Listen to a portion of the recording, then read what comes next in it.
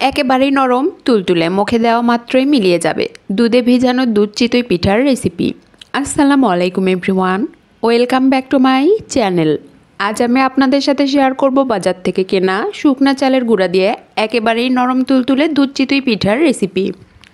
কিভাবে পিঠা তৈরি করে দুধে ভেজালে পিঠা অনেক বেশি সফট আর নরম তুলতুলে হবে সব কিছু আপনাদের সাথে ডিটেলসে শেয়ার করব। রেসিপি শুরু থেকে শেষ পর্যন্ত ফলো করে যে কেউ খুব সহজে এই পিঠা তৈরি করে নিতে পারবেন।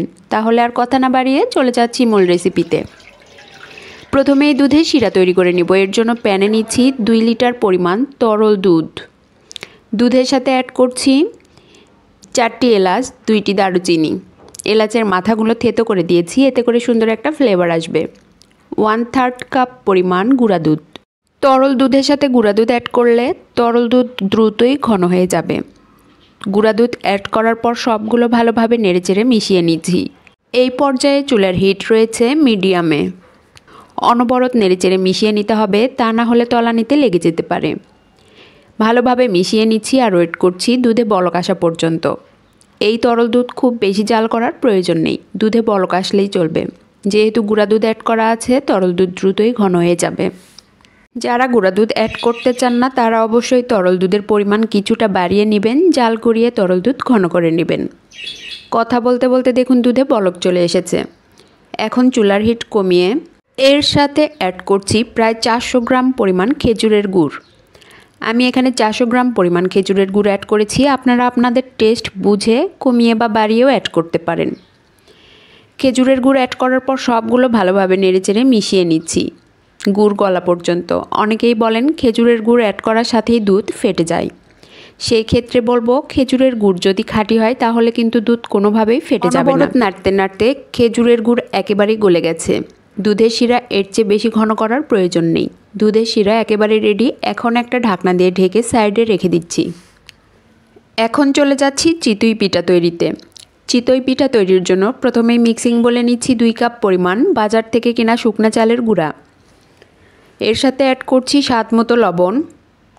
এবার একটা হ্যান্ড উইক্সের সাহায্যে সবগুলো ভালোভাবে নেড়েচেড়ে মিশিয়ে নিচ্ছি। মেশানোর পরে এর সাথে অ্যাড করছি 2 কাপ পরিমাণ গরম পানি। কুসুম গরম পানিও না, আবার ফুটন্ত গরম পানিও না। পানি ফুটতে শুরু করার আগে যখন বাবলস ক্রিয়েট হতে শুরু করে ঠিক সেরকম গরম পানি অ্যাড করে ভালোভাবে মিশিয়ে নিচ্ছি। প্রায় 4 থেকে 5 মিনিট খুব ভালোভাবে মিশিয়ে নিয়েছি। এরপর এগুলো একটা মিক্সিং জারে নিয়ে নিচ্ছি। ভেজা চালের গুঁড়া দিয়ে পিঠা করতে চাইলে কিন্তু এত কিছু করতেই হয় না। আমার মা গরম পানির সাথে ভেজা চালের গুঁড়া মিশিয়ে পিঠা তৈরি করে, আর পিঠাগুলো এতটা পারফেক্ট হয় কি আর বলবো। ব্লেন্ড করে নেওয়া হয়ে গেছে। প্রায় 1.5 থেকে 2 মিনিটের মতো ভালোভাবে ব্লেন্ড করে নিয়েছি। এরপর দেখুন কতটা মিহি হয়েছে। এই ব্যাটারের মধ্যে কোনো রকম দানাদার ভাব নেই। ব্যাটার আবারও মিক্সিং বলে ঢেলে নিচ্ছি। এরপর জারে 1/4 কাপ পরিমাণ গরম পানি দিয়ে জারটা ভালোভাবে ধুয়ে পানি নিয়ে নিচ্ছি। এখন একটা হ্যান্ড উইক্সের সাহায্যে সবগুলো ভালোভাবে মিশিয়ে নিচ্ছি। আপনারা চাইলে এই পর্যায়ে 1/2 চা চামচ পরিমাণ বেকিং পাউডার অ্যাড করতে পারেন। আরও অ্যাড করতে পারেন স্বাদ অনুযায়ী কোরানো নারকেল। মেশানোর পরে এই ব্যাটারের কনসিস্টেন্সি ঠিক কেমন হয়েছে আমি আপনাদের দেখিয়ে দিচ্ছি। ব্যাটার একটু উপর থেকে ফেললে দেখুন কোনো রকম দাগ সৃষ্টি হচ্ছে না, কিন্তু এই ব্যাটার অনেকটা পাতলাই হবে, একেবারে ঘন করা যাবে না। দেখুন ব্যাটারের কনসিস্টেন্সি ঠিক কেমন হয়েছে সেটা আপনাদের দেখে বুঝে নিতে হবে, এখানে বলার কিছু নেই। ব্যাটার একেবারে রেডি হয়ে গেছে। এখন পিঠা ভাজার জন্য চুলায় একটি প্যান বসিয়েছি। প্যান একেবারেই গরম হয়ে গেছে। এখন সামান্য তেল আর পানি দিয়ে ভালোভাবে মুছে নিচ্ছি, এতে করে পিঠা হওয়ার পরে একটুও লেগে ধরবে না। এবার প্যানে পর্যাপ্ত পরিমাণ ব্যাটার দিয়ে দিচ্ছি।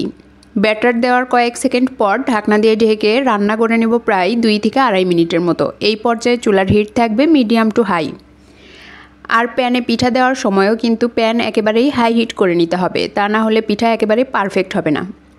2 থেকে 2.5 মিনিট পর ঢাকনা সরিয়ে দেখুন মাশাআল্লাহ পিঠা কতটা পারফেক্ট হয়েছে সেটা আপনারা দেখেই বুঝতে পাচ্ছেন। পিঠা আমি তুলে নিচ্ছি। দেখুন পিঠা কিন্তু একটুও লেগে ধরেনি। সবগুলো পিঠা আমি একইভাবে তৈরি করে নিয়েছি। পিঠাগুলো কতটা পারফেক্ট হয়েছে সেটা আপনারা দেখেই বুঝতে পাচ্ছেন। এখন এগুলো দুধের শিরায় ভিজানোর জন্য দুধের শিরা আবারও গরম করে নিয়েছি। গরম শিরায় এবার গরম পিঠা একটা একটা করে ছেড়ে দিচ্ছি। 2 কাপ চালের গুঁড়া থেকে প্রায় 11টার মতো পিঠা তৈরি করে নিয়েছি। সবগুলোই আমি দুধে ছেড়ে দিচ্ছি।